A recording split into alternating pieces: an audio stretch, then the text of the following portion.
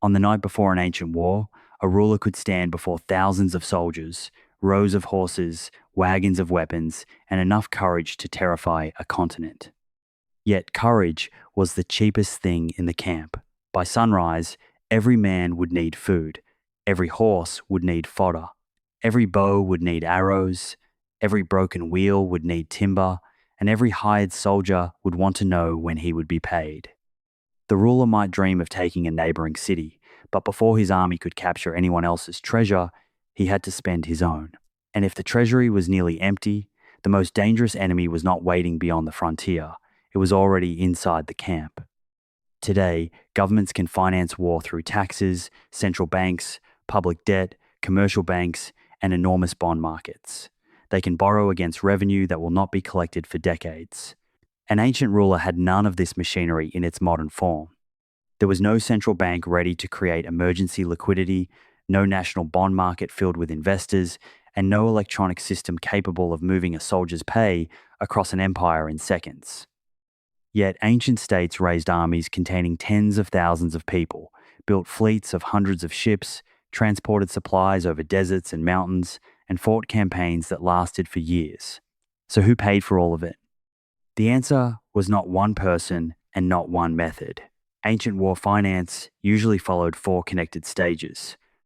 First, a state extracted resources before the campaign through taxes, tribute, compulsory service, royal estates, mines, or temple wealth. Second, it converted some of those resources into a form that could travel, such as grain, livestock, metal, or coins. Third, it kept the army supplied while the campaign was moving, often by purchasing, requisitioning, or simply seizing what it needed. Finally, it tried to make victory repay the cost through plunder, indemnities, new taxes, land, captives, or control of trade.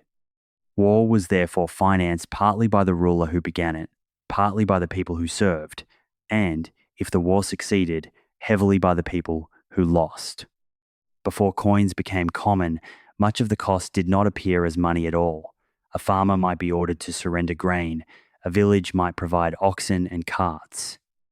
A household might send an adult son for military service and continue feeding his family while he was absent.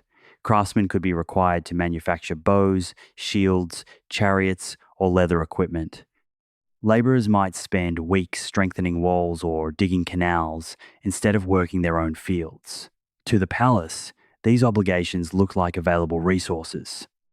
To the household, they were real economic losses. The state could wage war without handing everyone a silver coin because ordinary people were forced to contribute goods, labor, and time directly. This is the first secret of war before banks.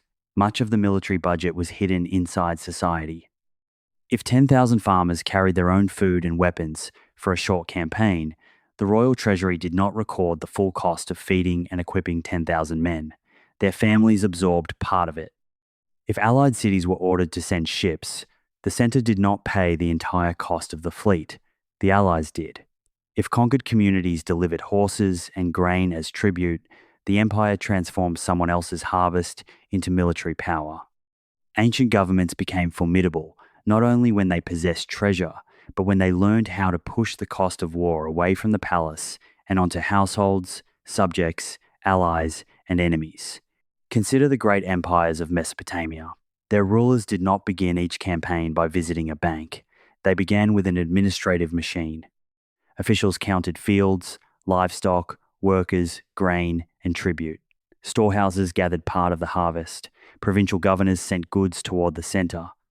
Subject peoples delivered metal, animals, textiles, timber, and luxury objects. These were not decorative additions to an empire. They were the material from which campaigns were built. The Assyrian Empire offers one of the clearest examples. Assyrian kings are remembered for siege engines, disciplined soldiers, and terrifying reliefs showing cities falling before them. But those images reveal only the front edge of a much larger system. Behind every army stood officials, scribes, depots, roads, pack animals, craftsmen, and conquered regions expected to provide tribute. A bronze helmet required miners, fuel, metalworkers, and transport. A chariot required horses, wood, leather, spare parts, and trained crews. A siege demanded engineers and enormous quantities of timber and food. Assyria's military power depended on turning the resources of a wide empire into a repeatable campaign system. Tribute was especially valuable because it could finance the next act of conquest. A subdued ruler might deliver silver, gold, horses, livestock, timber, or manufactured goods. Some of that wealth supported the court, but some strengthened the army that would soon march against another region. This created a violent growth loop. Conquest produced tribute. Tribute supported a larger and better equipped force. That force made further conquest possible. As long as victories continued and subject territories remained productive, war helped finance more war. But the same loop could run backward. Garrisons had to be maintained after the victory. Rebellions demanded new campaigns. Roads and communication networks had to be protected. Every newly conquered region increased revenue, but it also increased the frontier that required defense. An empire could appear richer after expansion while becoming more expensive to hold together. The difference between profitable conquest and ruinous overreach was often the cost of controlling what had been taken. The greatest expense was rarely the dramatic moment of battle. It was keeping the army alive long enough to reach the battle. An army was a moving city that produced almost nothing it consumed. Soldiers could carry a limited amount of grain. Horses and pack animals needed food in volumes that multiplied the transport problem. The more animals used to carry supplies, the more fodder had to be carried for those animals. Carts broke, roads became mud, water disappeared, food spoiled. A force that looked overwhelming near its own storehouses could become fragile after weeks in hostile territory. This made geography an economic weapon. A defender could burn crops, empty wells, remove livestock, and retreat behind walls. Suddenly, the invading ruler was not merely fighting an army. He was fighting distance. Each additional day consumed food, wages, and the patience of soldiers who had expected a quick victory. A siege could become a contest between two treasuries. The people inside tried to outlast their stored food, while the people outside tried to outlast the expense of remaining there. Ancient armies therefore lived through a mixture of planned supply and forced local extraction. Officials might arrange grain depots along a known route. Allied communities could be told to prepare food in advance. Merchants might follow the army and sell supplies. Once inside enemy territory, soldiers could requisition or seize what the surrounding countryside produced. This reduced the burden on the ruler's transport system, but it also meant that civilians near the campaign paid for the war even if no tax collector had visited them.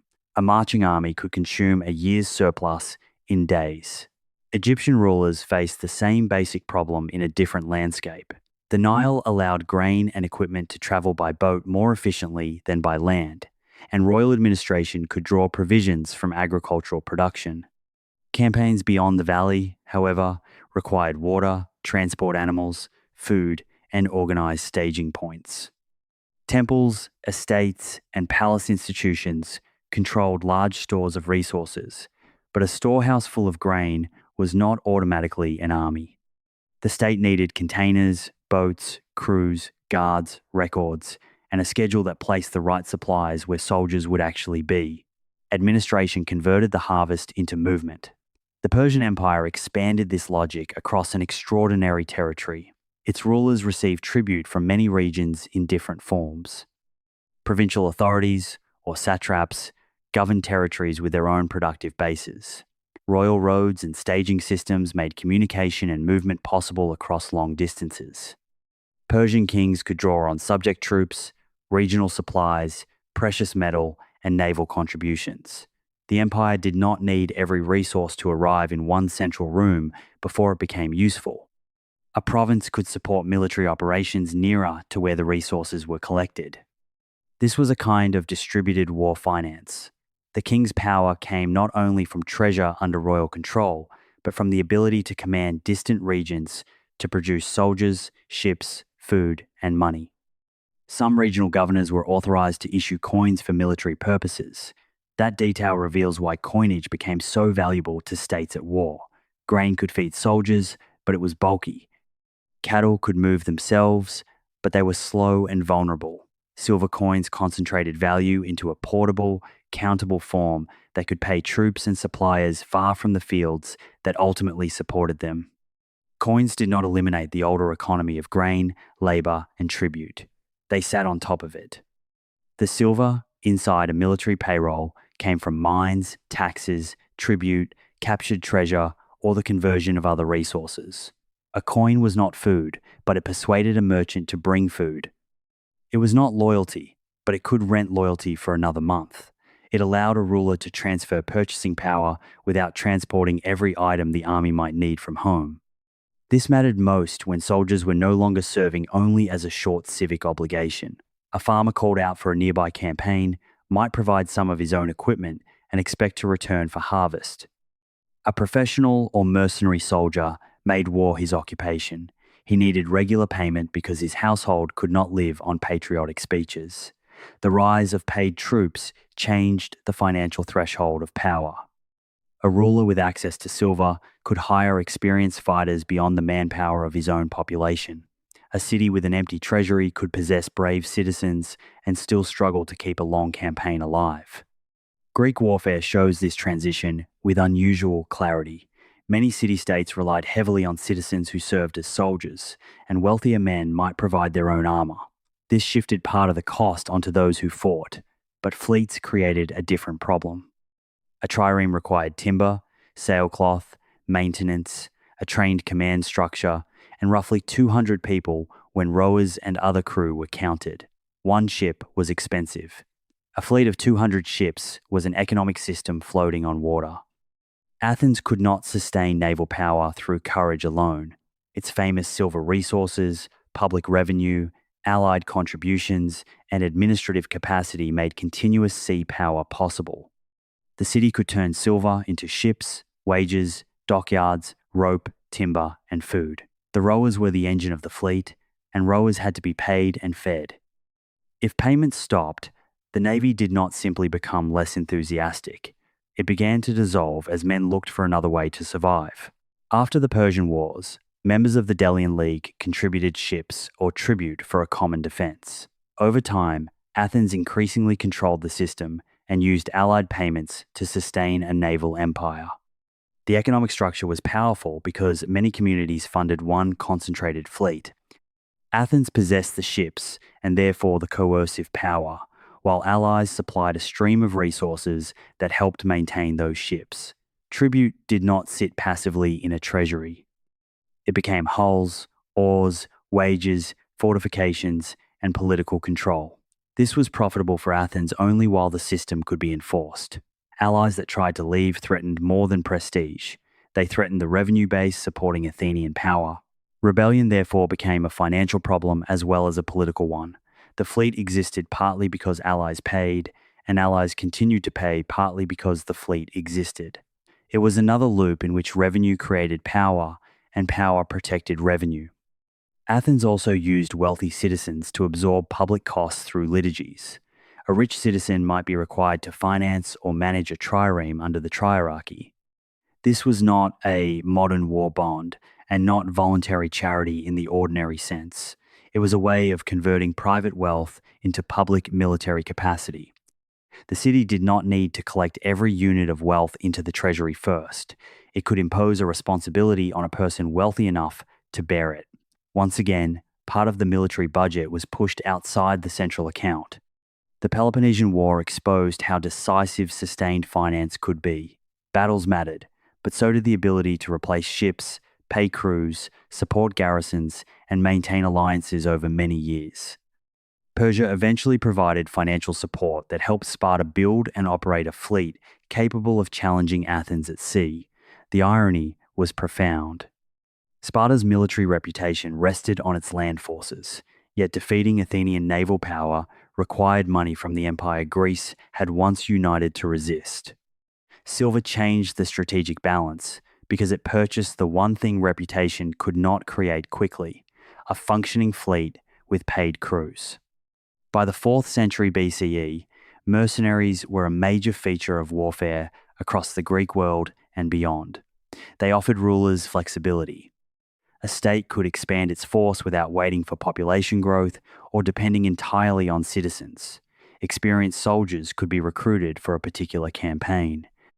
But mercenaries also transformed a political promise into a recurring cash obligation. They might fight bravely for a commander they respected, yet their service rested on an agreement. If the money disappeared, so could the army. This made mines, mints, and treasure strategic assets. Philip II of Macedon gained access to rich mining revenue and struck large quantities of coinage. Money helped him organize forces, hire mercenaries, reward supporters, and influence Greek politics. His military reforms were not bought by coin alone, but coin gave those reforms reach and endurance. A tactical innovation wins a battle only when a state can afford to train, equip, and maintain the people using it. Philip's son Alexander inherited a formidable military machine, but his invasion of the Persian Empire still involved extraordinary financial risk. An invading army consumed wealth every day. Ships, siege equipment, cavalry, supplies, and pay could not be sustained indefinitely by confidence in future glory. Alexander reportedly began the Asian campaign with heavy obligations and limited liquid resources compared with the scale of his ambition. His solution was not a safe, balanced budget, it was victory. When Alexander captured Persian treasuries, he seized more than symbols of royal luxury. He captured stored purchasing power accumulated across an empire. Precious metal that had rested in royal centers could be minted and spent. It could pay soldiers, settle debts, reward officers, buy supplies, and fund the next stage of conquest. A military breakthrough became a financial breakthrough. This reveals the dangerous logic of conquest finance. The campaign had to keep winning because victory supplied the resources for future victory. Captured treasure could transform an expedition that was approaching its financial limit into an army able to march farther. But if the decisive victory did not arrive, the same force could be trapped by its own expenses. Alexander's success makes the model look brilliant. The many failed invasions of history reveal its true character. It was an enormous wager in which the enemy's treasury served as the expected return. Plunder was not a random bonus added after battle. It was often built into the expectations of warfare. Soldiers might receive shares of captured wealth. Commanders could reward loyalty with goods, land, captives, or cash. Cities could be stripped of precious objects. People themselves could be enslaved and sold. Territory could be assigned to supporters or used to produce future taxes. Victory redistributed property on a scale no ordinary market transaction could approach. For the soldier, expected plunder could compensate for hardship and risk. For the ruler, it could reduce the amount of pay required before the campaign or provide a way to reward the army afterward. But this created a brutal incentive. A peaceful surrender that preserved a city's property might disappoint troops expecting loot. A long campaign without profitable victories could weaken loyalty even if wages were technically current. The army was not only a military body, it was a group of people making economic calculations under extreme danger. The promise of loot also made armies financially unstable. A commander might spend treasure not yet captured by promising future rewards. Soldiers could accept delay because they expected the next city to be rich. In effect, tomorrow's conquest was being used to support today's morale. If the target proved poor, if the siege failed, or if another commander offered better terms, the promise could collapse. Ancient rulers borrowed from the future even when they did not issue formal bonds. They borrowed through commitments made to the people whose loyalty kept them in power. Sieges were especially dangerous investments. The attacker built ramps, towers, engines, trenches, and camps. Specialists had to be paid. Thousands of people remained in one place consuming local supplies. Disease spread, draft animals weakened. The defender lost trade and faced hunger, but the attacker lost time and money. A city did not need to defeat the besieging army in open battle if it could make the cost of staying unbearable. This forced commanders to think like investors, even if they used different words. How wealthy was the city? How quickly could it fall? What route or harbour would its capture control? Would the expected tribute justify the cost? Could the army move on before winter? A strategically located fortress might be worth more than a rich but isolated town because it lowered the cost of every later campaign. Military geography and economic geography were inseparable. Carthage demonstrates both the power and the fragility of a war system built around money and hired manpower.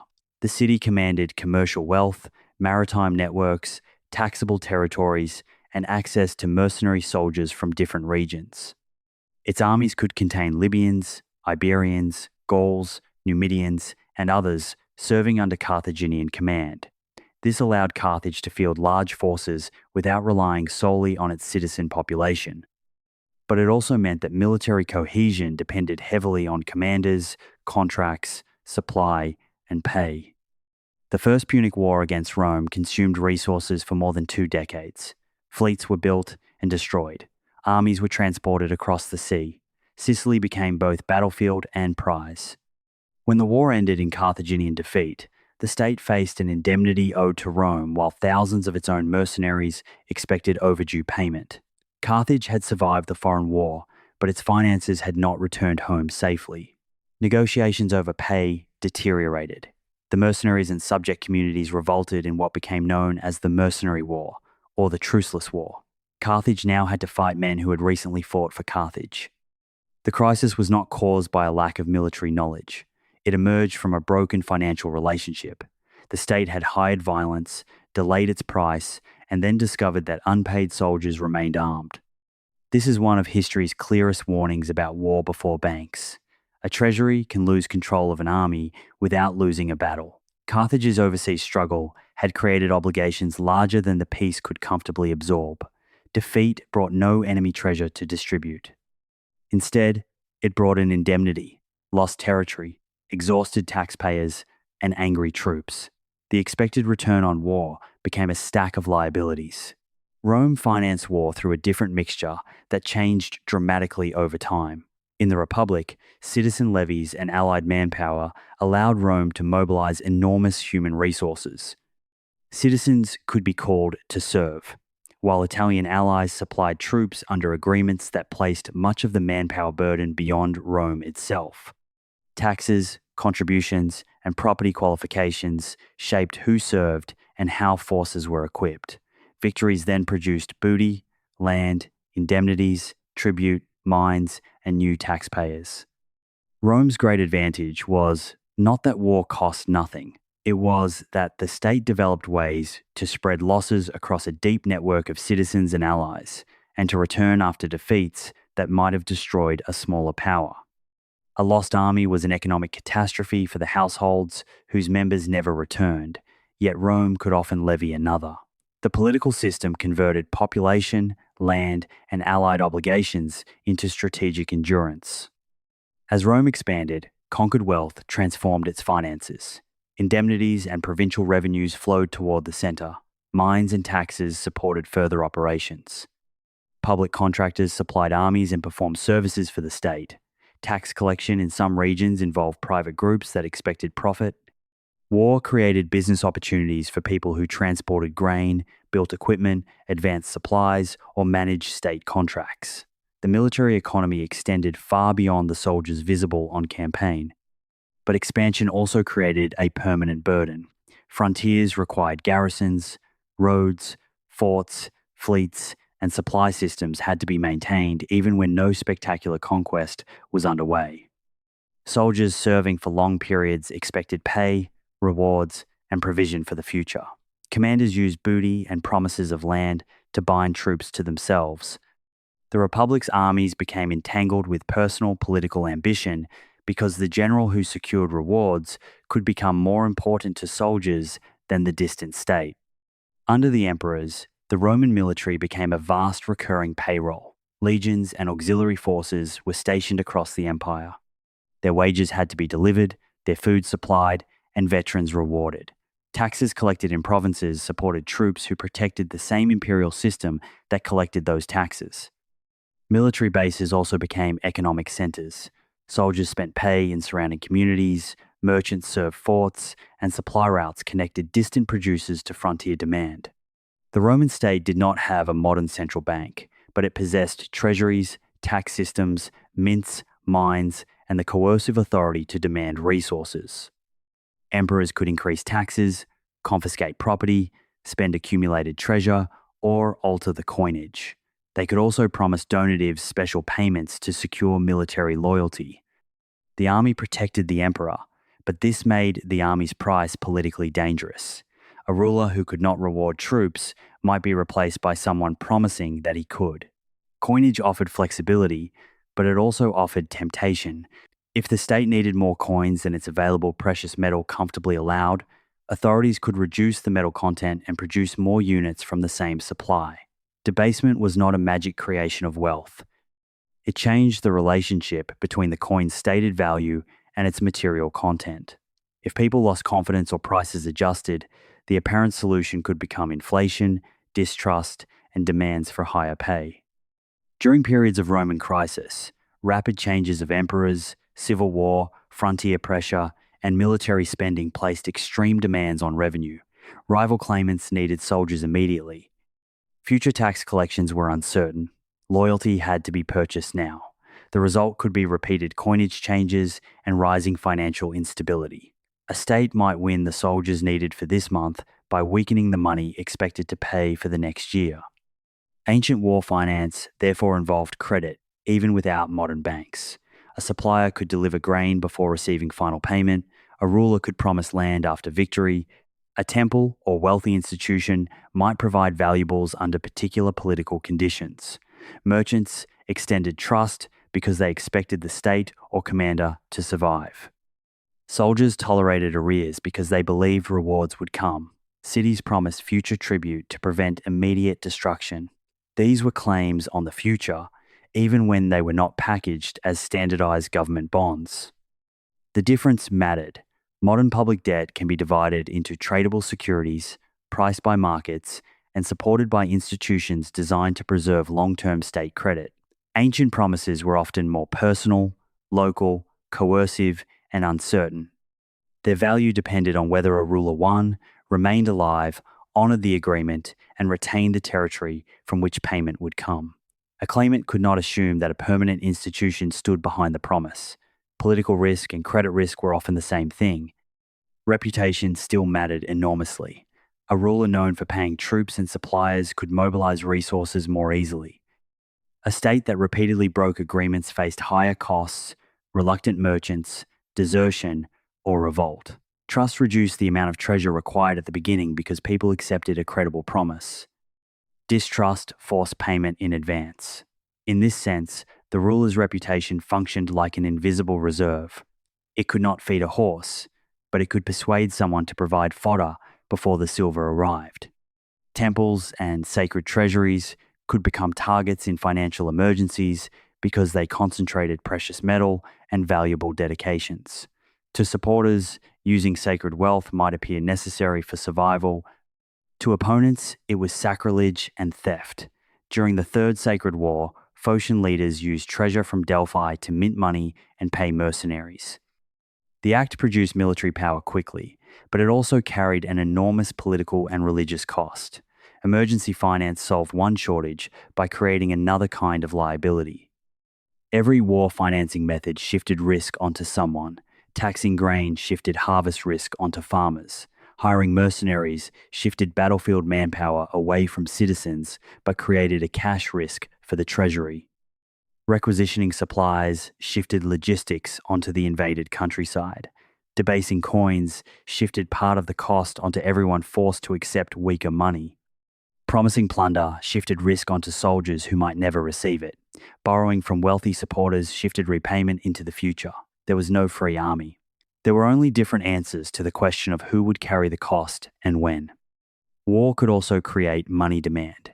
If a state required taxes in coin to pay troops, households had to obtain those coins by selling goods, labor, or produce. Military payrolls then returned coins to regions around camps and routes. Conquest spread coinage, weights, and fiscal systems not merely because rulers preferred neat accounting, but because armies needed portable value. The movement of soldiers helped move monetary systems. Yet an empire could be rich in assets and poor in usable war finance. Land was valuable but could not be handed to a supplier today unless someone accepted a claim on it. Grain in the wrong province could not feed an army across the sea. A temple full of precious objects might be politically impossible to touch. Expected tax revenue next year could not stop mercenaries from mutinying this afternoon. The decisive resource was liquidity, wealth available in the right form, at the right place, at the right time. This explains why treasuries mattered so much. A reserve allowed a ruler to survive the gap between beginning a campaign and capturing its returns. It paid troops when weather delayed movement, when a siege lasted longer than expected, or when an ally failed to contribute. The treasure did not need to finance the entire war by itself. It needed to prevent the military machine from breaking during moments when incoming resources and outgoing expenses no longer matched. The same mismatch destroys ambitious campaigns even today. Ancient rulers experienced it without the financial cushions available to modern states. Harvests arrived seasonally. Tribute could be interrupted by rebellion. Mines produced unevenly. Ships carrying silver could sink. Communication delays meant officials acted on old information. An army could be victorious in the field while its pay was months away. War finance was the art of surviving timing. Victory could repair the balance sheet with shocking speed. A captured treasury, wealthy city, mine, trade route, or fertile province transformed future possibilities. Defeat did the opposite. The loser might owe an indemnity while replacing ships, walls, weapons, and dead workers. Productive land could be lost precisely when revenue was most needed. The winner gained assets, the loser inherited bills. This asymmetry is why one war could reorder the wealth of an entire region. But even successful conquest did not guarantee profit. Booty could enrich soldiers and commanders, while the state absorbed the long-term cost of occupation. Elites could capture land while ordinary taxpayers financed garrisons. A ruler might boast of tribute that looked impressive in a procession, but was smaller than the annual expense of defending the new frontier. To know whether an ancient war truly paid, we would need to ask not only what was captured, but who captured it, how long it lasted, and what it cost to keep. Naval war made this uncertainty even more severe. A trained army that lost one battle might retreat and fight again, but a fleet destroyed in a storm or burned in harbour took timber, skilled labour, money, and time to replace. Trees had to be cut far from the shipyard. Metal fittings, ropes, sails, and oars came through separate chains of production. Then a new crew had to be assembled and trained to move as one body. A ruler could announce the construction of another fleet in a day, yet the real resources might take years to grow and months to assemble. Sea power, therefore, depended on industrial depth as much as bravery. A city that could rebuild after disaster possessed a financial weapon invisible in the wreckage. Supply systems also leaked. Officials exaggerated requirements, contractors delivered poor goods, commanders diverted pay, and local authorities protected their own communities by shifting demands toward weaker neighbours. An order for 10,000 measures of grain did not guarantee that 10,000 arrived. Some spoiled, some vanished, and some was consumed by the people transporting it. The longer the route and the more hands involved, the greater the opportunity for loss or corruption. States answered with seals, written accounts, inspections, punishments, and overlapping officials, but control was never complete. Military administration was a battle against theft as well as distance. The household remained the least visible treasury of all. When a citizen or subject left for campaign, someone else planted his field, cared for his animals, raised his children, and absorbed the chance that he would never return. A wage might compensate part of that loss, but payment could be late and booty uncertain. Long service could ruin a small farm even when the army won. Debt accumulated at home while victory was celebrated abroad. For elites, war might open access to land and office. For poorer families, the same war could remove labour at the most important point in the agricultural year. The military strength recorded by a state could therefore conceal a slow weakening of the households on which future taxes and recruits depended. A king could win today by consuming the farms, herds, taxes, and recruits that the next campaign would need. The public story of war celebrated kings, generals, courage, and divine favor. The private arithmetic counted sacks of grain, days of pay, dead oxen, broken ships, interest, arrears, and expected loot. Both stories describe the same campaign. One made the ruler look glorious. The other determined whether the army would still exist next month. So who paid for war before banks? The farmer paid before it began, through grain, animals, taxes, and lost labor. The soldier paid with time, danger, and sometimes equipment purchased by his household. Allies paid through ships, tribute, and compulsory manpower. Merchants and suppliers carried the risk between delivery and payment. Temples and treasuries surrendered stored wealth in emergencies. Conquered people paid afterward through plunder, indemnities, enslavement, land loss, and future taxes. And when rulers weakened coinage or accumulated unpaid promises, people who had never entered the battlefield paid through prices and broken trust. The ruler's task was to arrange these burdens so the army received what it needed before anyone's resistance became stronger than the enemy's. A successful state could collect the harvest, convert part of it into portable value, maintain supply across distance, and make conquest replenish what war consumed. A failing state discovered that troops do not eat future glory. Ships cannot be built from promises alone, and loyalty becomes expensive when defeat looks likely. That is why wars were often lost in the treasury before they were lost on the battlefield. The decisive collapse might begin months before the final battle. A missed payment, an empty depot, an ally refusing tribute, a merchant demanding silver in advance, or a village with no grain left to surrender. The army could still stand in formation, the banners could still rise, but the economic system beneath them had already broken. Before central banks, war bonds, and modern credit markets, ancient states financed war by turning harvests into rations, tribute into weapons, silver into loyalty, and victory into the payment for everything already spent. Their methods were less invisible than ours, but the underlying truth was the same. War does not begin when the first weapon is raised. It begins when someone decides who will pay.